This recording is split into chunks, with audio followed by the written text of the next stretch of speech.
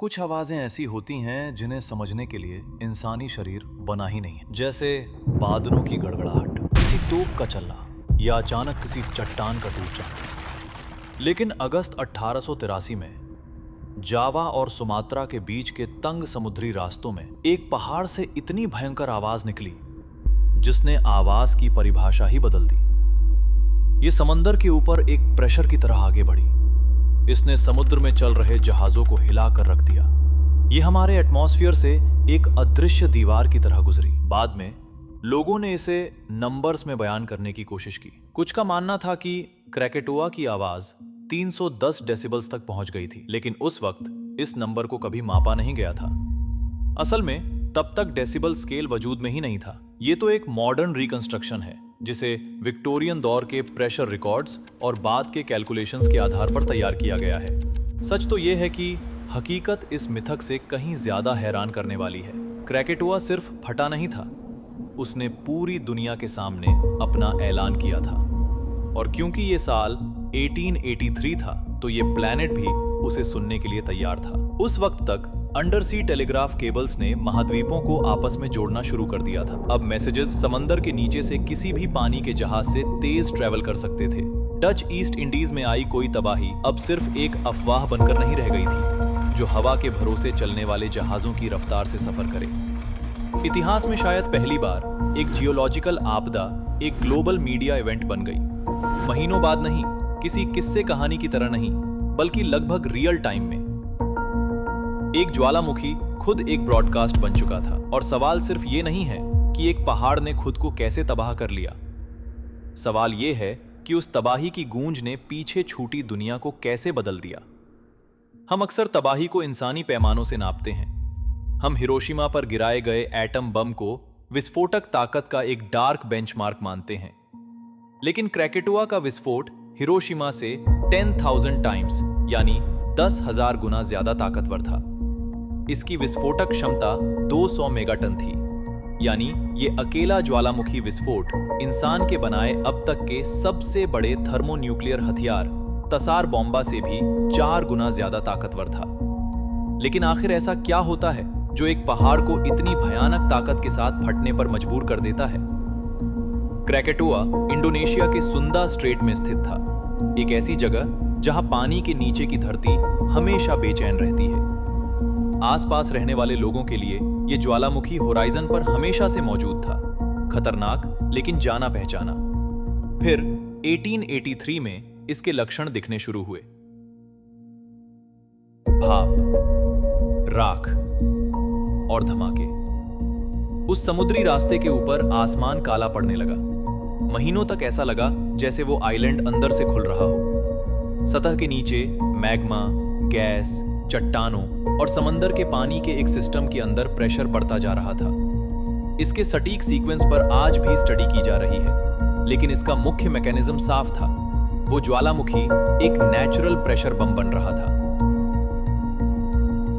अगस्त 27 की सुबह वो आखिरी भयानक पल आ गई। सुबह लगभग 5:30, 6:44, 10:02 और 10:52 पर 4 बेहद भीषण धमाके रिकॉर्ड किए गए। सुबह के इन भयानक विस्फोटों ने जब मैग्मा चैम्बर को पूरी तरह खाली कर दिया तो उस आइलैंड का एक हिस्सा अंदर की तरफ धंस गया, जिससे ज्वालामुखी के खुले हुए वेंट्स सीधे समुद्र के लेवल से नीचे चले गए। लाखों गैलन ठंडा समंदर का पानी सीधे खौलते हुए सुपर हीटेड मैग्मा के चैम्बर में जा घुसा। जब पानी मैग्मा को छूता है तो वो तुरंत भाप में बदल जाता है, और भाप लिक्विड पानी के मुकाबले अपने वॉल्यूम से लगभग 1700 टाइम्स ज्यादा फैलती है। लेकिन ठंडे हो रहे मैग्मा की परत के नीचे फंसे होने के कारण उस भाप को बाहर निकलने का कोई रास्ता नहीं मिला। वो ज्वालामुखी एक विशाल प्रेशर कुकर बन गया। जब चट्टानें उस प्रेशर को और नहीं संभाल सकीं तो वे टूट गईं। भाप के उस जबरदस्त धमाके ने पूरे आइलैंड के परखच्चे उड़ा दिए। जब वो ज्वालामुखी अंदर की तरफ ढहा तो उसने अपने आस अड़ोस के समंदर को पूरी तरह हिला दिया। जो पानी कुछ पल पहले तक शांत था वो एक चलती हुई दीवार बन गया। कोई आम लहर नहीं, बल्कि एक ढहते हुए आइलैंड की पूरी ताकत समेटे हुए एक सैलाब। आइलैंड के ढहने से सिर्फ हवा में प्रेशर नहीं बना, उसने पूरे समंदर को धकेल दिया। 100 फुट से भी ऊंची सुनामी लहरें चारों तरफ फैल गई। जावा और सुमात्रा के तटों पर बसे गांव से ये लहरें बिना किसी चेतावनी और बिना किसी सुरक्षा के टकराई। सरकारी आंकड़ों के मुताबिक मरने वालों की संख्या 36,417 दर्ज की गई, लेकिन इस नंबर को काफी कम माना जाता है। मॉडर्न एस्टिमेट्स बताते हैं कि दूर दराज के तटीय इलाकों में कई ऐसे शिकार थे जिनका कोई रिकॉर्ड ही नहीं मिल सका। इनमें सबसे दिल दहला देने वाली कहानी है भाप से चलने वाले जहाज बेरो की। लोहे का एक ऐसा जहाज जो सुनामी के साथ जमीन के काफी अंदर बह गया और पानी से बहुत दूर घने पेड़ों के बीच जाकर फंस गया। एक जहाज का ठिकाना समंदर होता है, उसे जंगल के बीचों बीच देखना ही बिना किसी डायग्राम के उस लहर की भयावहता को समझने के लिए काफी है। इसका मतलब था कि समंदर कुछ मिनटों के लिए एक हमलावर की तरह जमीन के अंदर घुस आया था। उसने स्टील, लकड़ी, सामान और इंसानी जिस्मों को हवा में उछाल दिया। उसने उन सीमाओं को पार कर लिया जिन्हें इंसान हमेशा के लिए परमानेंट मान लेता है। फिर वो पीछे हट गया और अपने पीछे छोड़ गया ये खौफनाक मंजर। लेकिन क्रैकेटोआ का असर सिर्फ समुद्र तटों तक ही सीमित नहीं रहा। ज्वालामुखी के ऊपर उस विस्फोट के गुबार ने राख और एरोसॉल्स को एटमॉस्फेयर में काफी ऊंचाई तक धकेल दिया था। वे बारीक कण उन हवाओं में मिल गए जो सिर्फ इंडोनेशिया की नहीं थी, वे पूरी दुनिया के चक्कर लगाने लगे। आने वाले महीनों में सुंदा स्ट्रेट से हजारों मील दूर बैठे लोगों को भी आसमान में अजीब नजारे दिखने लगे। सूर्यास्त के समय आसमान गहरे लाल और बैंगनी रंग का हो जाता था। सूरज कभी धुंधला, अजीब सा या बिल्कुल अनोखे रंग का दिखाई देता, मानो हमारा एटमॉस्फेयर खुद एक स्क्रीन बन गया हो और उस ज्वालामुखी का विस्फोट इस पर प्रोजेक्ट किया जा रहा हो। ये दूसरा ब्रॉडकास्ट था, टेलीग्राफ केबल्स के जरिए नहीं बल्कि रोशनी के जरिए। यूरोप और दुनिया के दूसरे हिस्सों में कलाकारों, कवियों और आम लोगों ने आसमान को बदलते देखा। बाद में कुछ एक्सपर्ट्स ने इस ज्वालामुखी के सनसेट्स को एडवर्ड मुंक की मशहूर पेंटिंग द स्क्रीम के उस डरावने लाल आसमान से भी जोड़कर देखा। यही है क्रैकेटोआ का वो असर जो बेचैन कर देता है। इसने सिर्फ आसपास के लोगों को ही नहीं मारा, इसने हमारी शामों का रंग बदल दिया। ये अखबारों की सुर्खियां बना, ये साइंटिफिक इंस्ट्रूमेंट्स में दर्ज हुआ और ये आर्ट का हिस्सा बन गया। एक तबाही जो एक ट्रॉपिकल समुद्री रास्ते से शुरू हुई थी, वो पूरी दुनिया का एक मिजाज बन गई। और फिर उस भयानक तबाही के बाद एक सन्नाटा छा गया।